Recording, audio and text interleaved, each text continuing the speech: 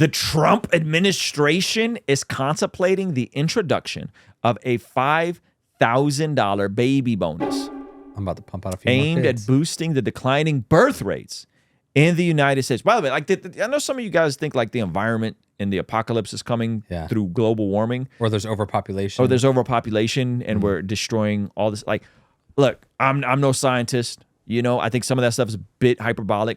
But you know what the real threat is?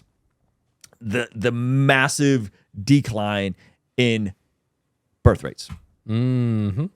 This is a real issue, and this is an issue that we're already seeing materialize overseas in places like South Korea, and it's not going well. Yeah, Japan not going well, right? Because they don't have enough of their society to maintain their population, because the young people got to work so the old people can have so they can have retirement and support. Yeah. This proposal comes amidst reports from various sources, including the New York Times, discussing strategies to encourage marriage and childbirth.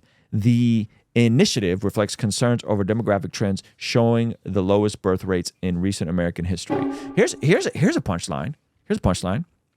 Bonus people out for getting married first. Marriage before the carriage. $1,000 for having a kid, $5,000 for having a kid in a marriage. No. Oh, Get married. yeah. Bonus amount. 1,000. Whatever you wanted. I don't care. Let me give you the sequence. I want numbers. Then $5,000 for the baby after they get married. Hello. What's the number for the baby outside of wedlock? Oh, Ruslan's pro-life until it comes to the the dollar bills. You can give them something. You get $500. But I think what you do is if you just incentivize birth without marriage, we're back at dysfunction and, That's true. and No, drama. You're right. Because someone's like, I can make $500 just by giving birth. And then you incentivize them for every 5 years they stay together. Oh, now we're talking. Now we're talking. You get paid to get married, and then you stay married. You have kids. I'm telling you, You're just proposing something that you know you're going to win at. Sure. You know, it's like, let's go Christians. Sure. Let's get this passed. Yeah. Yeah, let's do it. Yeah. So five years, I like it. Every 5 years.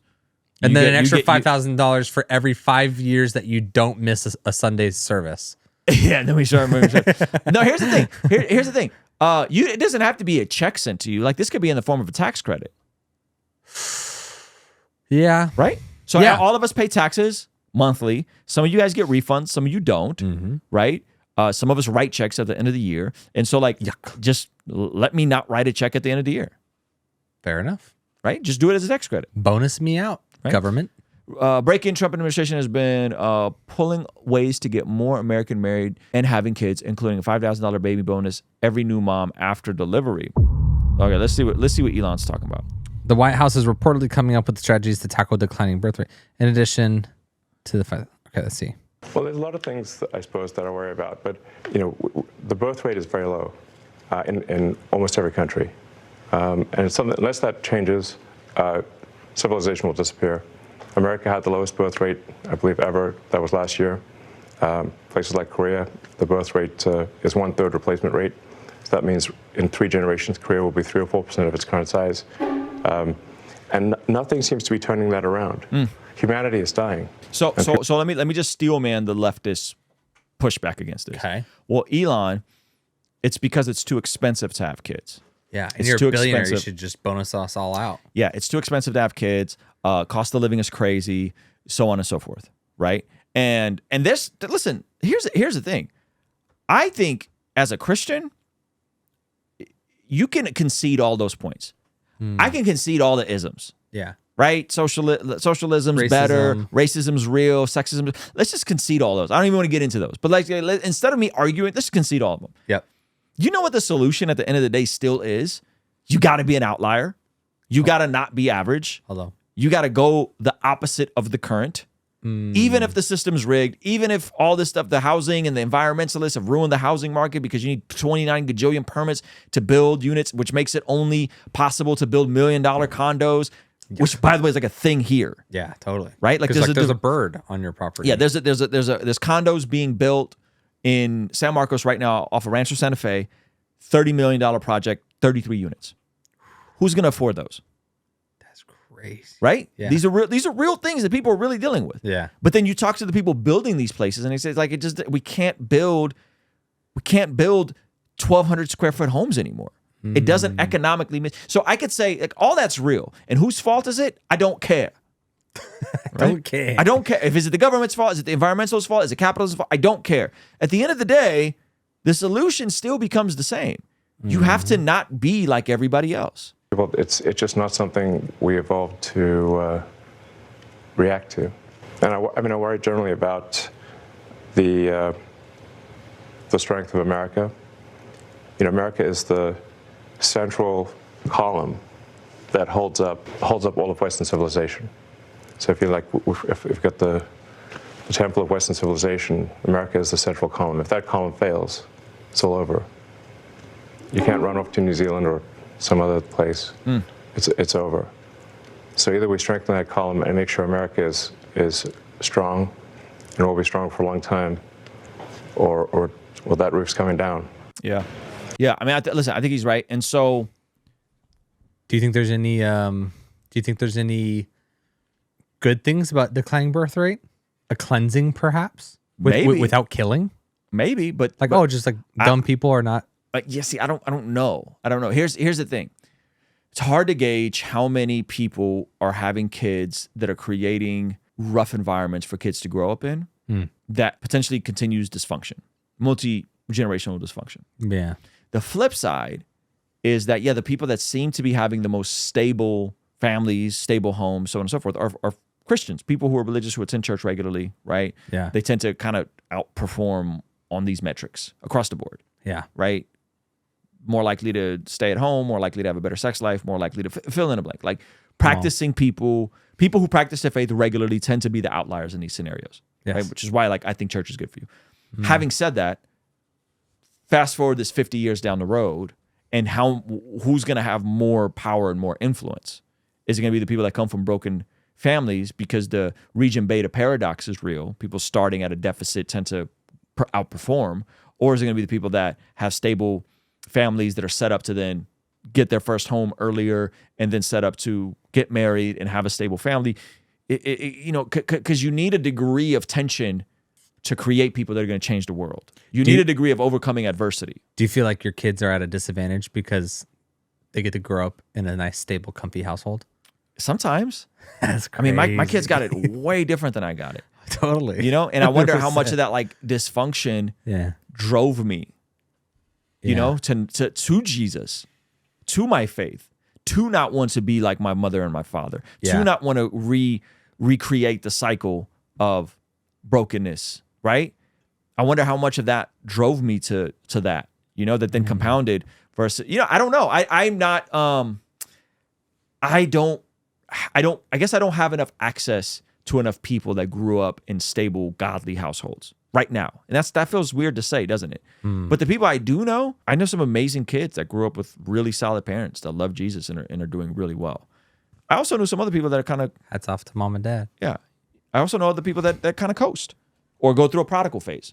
So it's hard to understand like all the things that make a person tick to try and be someone that is ushering in goodness and beauty and really trying to optimize and make the most of what they've been given. I feel like it's possible that the lacking in adversity from an early age just creates maybe a little bit more of an offset. Like there's a delay. Whereas you might jump out the gate swinging, right? As a teenager. That was your case. What do you mean? Like you were brought up in a godly, stable home and you kind of came out guns blazing. Yeah, a little bit. I would say I was pretty comfy cozy in a sense that like I was freelancing, I made decent money, I had very low expenses, but all the things worked out well enough to where I didn't really have to know what it meant to work hard. So I feel like that was actually on the back end of the past like 5 years. Oh, got you. Okay. So I feel like after getting married and then like probably when I stopped freelancing, Okay. because I don't think there was there was an ambition, like a healthy ambition there. Enough, but not enough to like learn and like go out. Maybe it was It might also be like an age thing, man. Because like I feel like that 18 to 23, it's like you almost just want to put a helmet on so you don't hurt yourself. No disrespect. I hurt myself. No disrespect to kids that gotta wear the babies that to correct their head and stuff Yeah, like that's just that. because they sleep bad. Yeah, they sleep bad. But like I almost feel like that age. Yeah. Like I remember, I had great mentors. Yeah. That were all in their 30s when I was like 18 to 22, 23. Mm-hmm. And I remember I almost had to have a coming to realization that like, man, you guys were actually really good mentors, and I'm sorry I was a knucklehead type of conversation with all of them as I got into my mid-20s. Yeah. You know what I mean? Yeah. I definitely made a lot of mistakes in hindsight where like I appeared very functional, but it's just like I got all that tax debt. It's just it's like my student loans, I call it. It's like, I paid to learn. A big mistake. Yep. And so, and then I learned, I learned a lot of things, but I think it was on the back end of not really having to overcome adversity, possibly. And I think there's innate differences in personality. So me and my brother are very different. So I was more like driven and ambitious naturally, but even with that, had to learn that on the back end of getting married and then working here and like developing and growing that side of my personality to where now it's like, okay, it's easy. But back then I was coasting. Yeah, someone said being a parent makes you a hustler. Some people just want everything easy. Here's a shout out to Yif. Hopefully I said your name right. Here's the thing that's interesting is that when you don't have the motivation, the external motivation of a family, you have the time. When you have the time, you don't have the external motivation. Man, that's crazy. Ain't that real? That's real, man. And so it hurts. I think back to like I had so much time and I just squandered it like I was on a long honeymoon with myself. Yeah. And so I think he's right. So I think all of that was, I think it's tough, man. And so listen, I'm taking a group of people through Financial Peace University, and I don't know how you make it through without being really on it, without being the outlier, like without being the person that's going, like you're literally the fish swimming against the tide. Yeah. You know what I mean? Is that the right word? Tide? What is it? The fish to swim? That's right. Is it tide or is it current? Current. Rent around here for a 1-bedroom apartment is like what, $2,500, $3K? One bedroom is going to be about 24. Okay. And then a 2-bedroom is going to be around 28 to 3,000. Yeah. And then a 3-bedroom, you actually start diminishing returns. You actually get your best returns from at that 2-bedroom place. Yeah. But anyways, it's expensive. So it's like how does if we're talking 2,500, $3K, that's $36,000 a year just to pay for your rent. I knew someone that had a $3,500 a month rent for a 2-bedroom apartment, not in a house. Yeah. So how does you have to be a freak? Like you have to be the opposite of what everyone is. You gotta be and freaky. that's the part that's very difficult. It's very difficult to be like, I'm gonna not eat out. I'm gonna be on a budget. I'm gonna avoid debt. I'm going to get out of debt as quickly as possible if I'm in debt. I'm going to be willing to learn more skills to be more of an asset to my current employer while thinking about the next thing I could do. I'm going to work to eat. I'm going to sow to reap. Right? Like these are the things that like I just, I don't know. So when I'm like, not to make it about me, but to make it about the book. Like when I'm pitching you guys, like, hey, this is what we're solving for in Godly Ambition. Hello. This literally is what is the point of the book. It's because I see like an oncoming freight train for a lot of people, and they are like, doo-doo-doo. And I'm like, no. Like, it's already hard enough. I figured it out at 30 years old. Right? Like, it's already hard enough. Yeah. Don't make it harder for yourself. Right? Like, don't make it harder for yourself. I have a whole chapter in here about working to eat and sowing to reap. Come on. You got to work to eat for the here and now, and then you got to sow to reap for the next season, And so sometimes you're so immersed in your day-to-day that like you can't even think about the next season. Yeah. So like these are on top of like the overall sentiment that like if you want to change your family tree or trajectory, that there's something wrong with that. Like you're greedy, you're a bad person. Like how about that? How about having to detangle that as a Christian? Or detangle that as a person that lives in a society where Marxism and socialism is celebrated and anyone that wants to build something for themselves is demonized. Like there's that mindset. So anyway, go pre-order the Godly Ambition book and then go to My Godly Ambition and get the first 2 chapters for free, which I think will help a lot of you guys on there. Hey, thank you so much for checking out the video. Please be sure to comment below and subscribe and all that good stuff. And check out this other video that YouTube seems to be recommending just for you. Let me know if they nailed it. All right, I'll see you over there. Peace.